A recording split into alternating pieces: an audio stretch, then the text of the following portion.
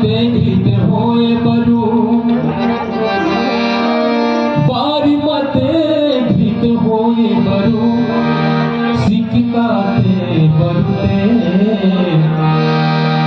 दिनु हरि भजन न भावत नहीं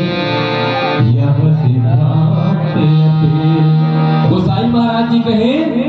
एक बार बालू ल पेरे में कहीं तेल निकल सका से निकले नहीं बड़ा सोच एक बार बालू ल पेरे में तेल निकल सका थे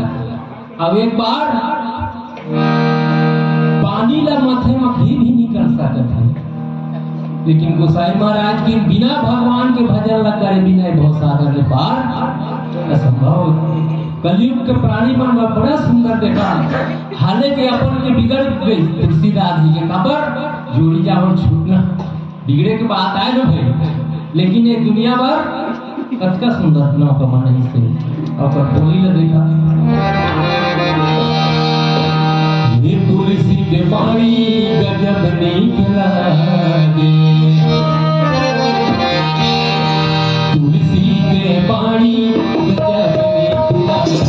तुलसी के पानी गजब नीक लागे वट रामचरित भागवत वट रामचरित भागवत